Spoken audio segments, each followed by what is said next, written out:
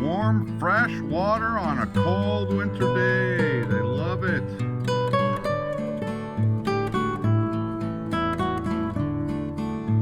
Yeah, we had more rain last night. Daffodils look nice. Bob, you're all wet and muddy. Look at that. Look at that. You just got your paw prints all over. It's a good thing I put a sheet on my bed so it's not dirty all the time. What were you doing out in the rain?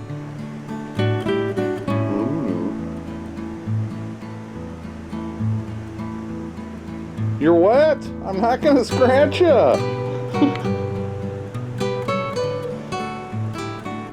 Good afternoon from Bobblehead Homestead. I am Jeff. Today is Sunday. It's about 35 degrees, but the sun did just come out, so that's good.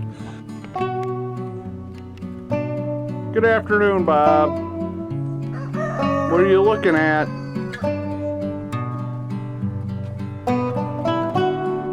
Is there a squirrel over there? Or are you just admiring the daffodils?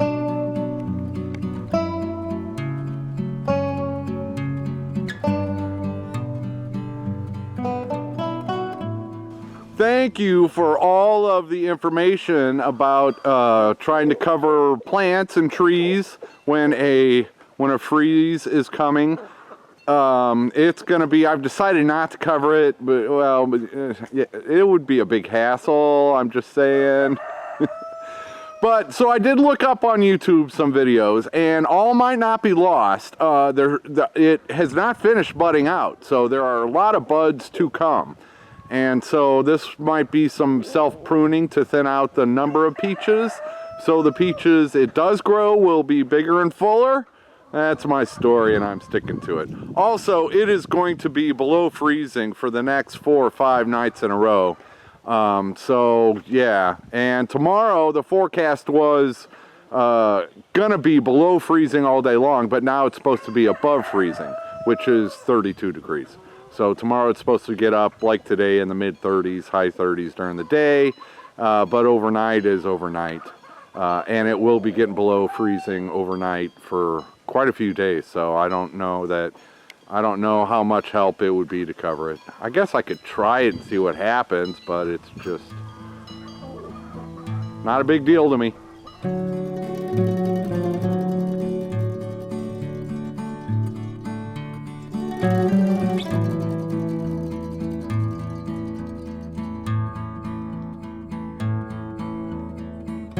I finished my project from yesterday, and I got another roosting bar up there.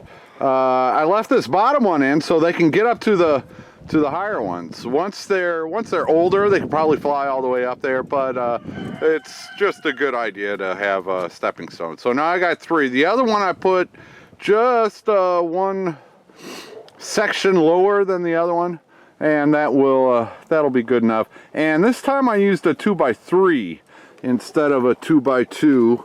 Oh, I forgot who it was that commented.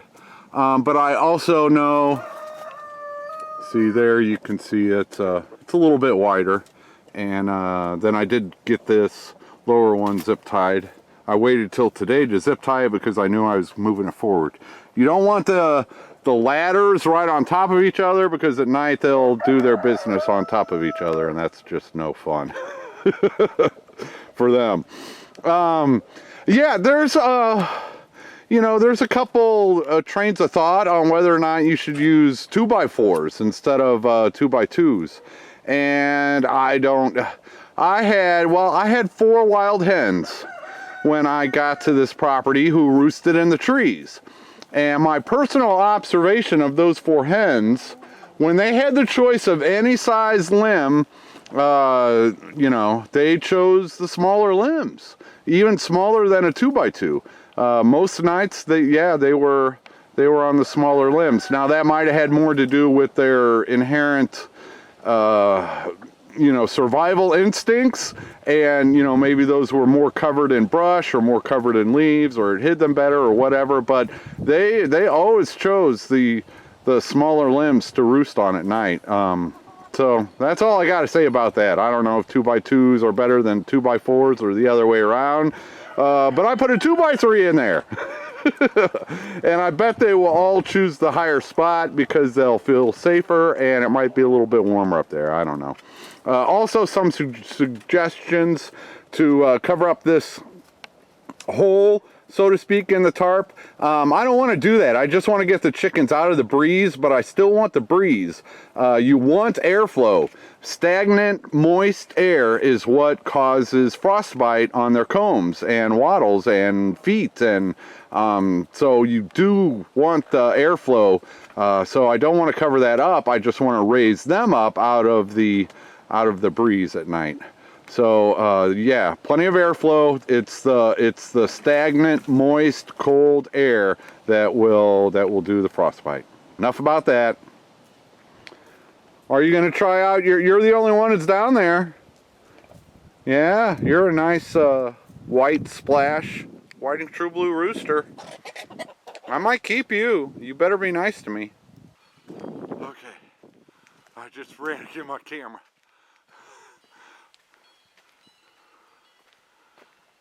Grumpy, what are you doing up in that tree?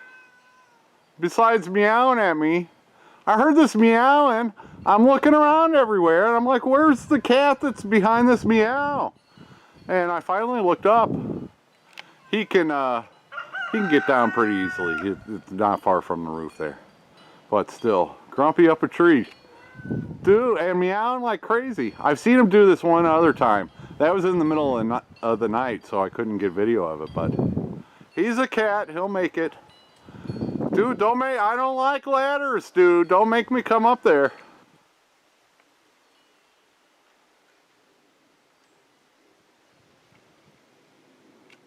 Grumpy.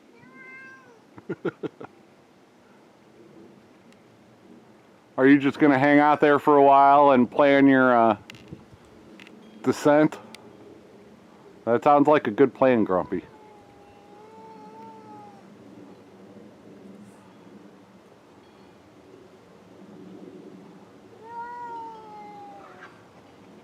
Yeah, you do not sound happy. You'll make it, bud. You'll make it. I have faith in you. You're an Indiana cat. Indiana cats are tough.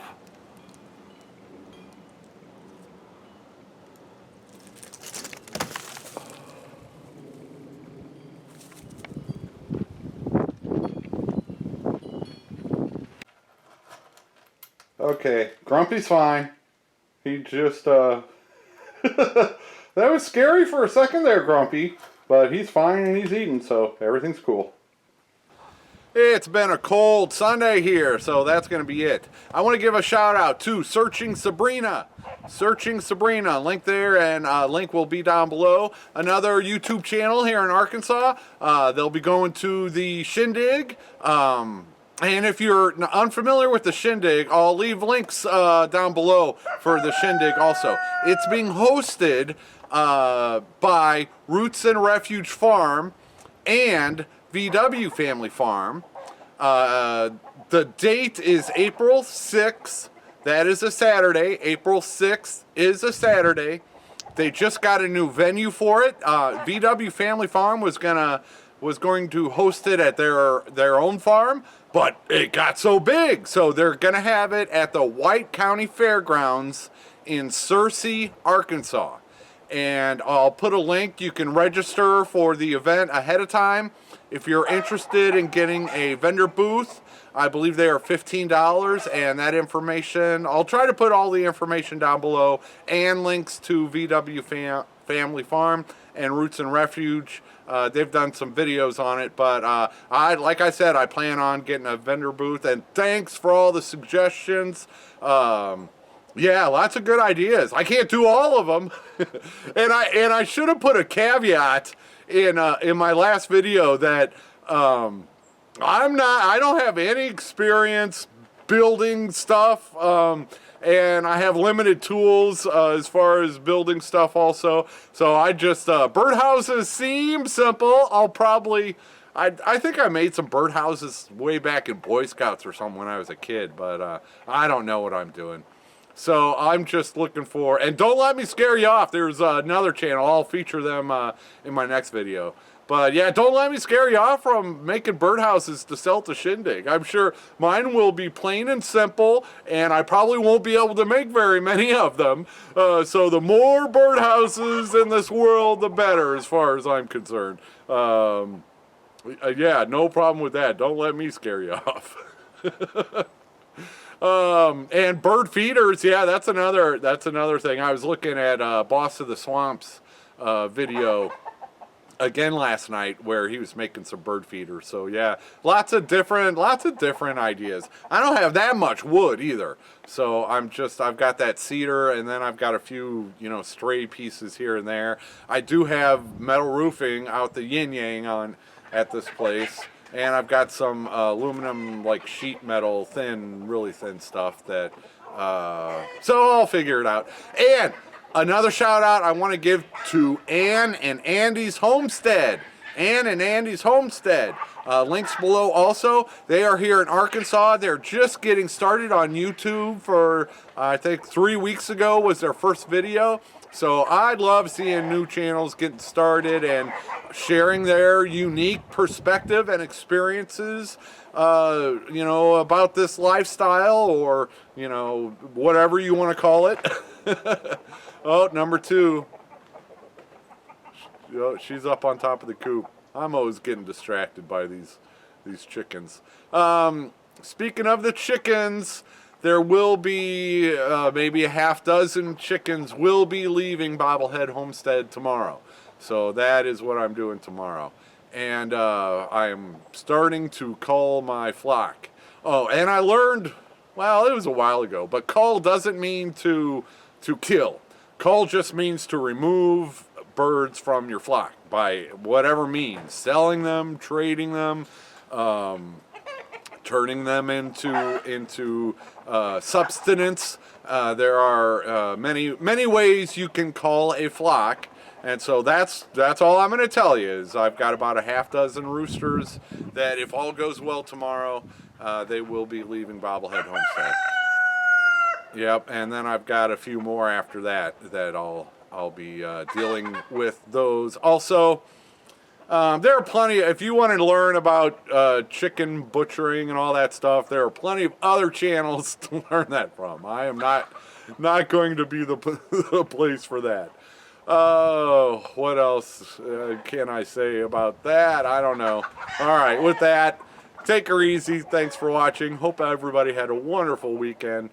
This week, tomorrow, it's going to be cold, and then it's supposed to be in the 60s on Friday. So I have no idea what the schedule is coming up, but probably no video. Well, no, I'll try to get some video tomorrow. I have no idea. I never know. I didn't think I was going to do any video today, but Grumpy climbs a tree, and I put a roost bar up, and hey, it turns into something. At least for me. Okay, take her easy.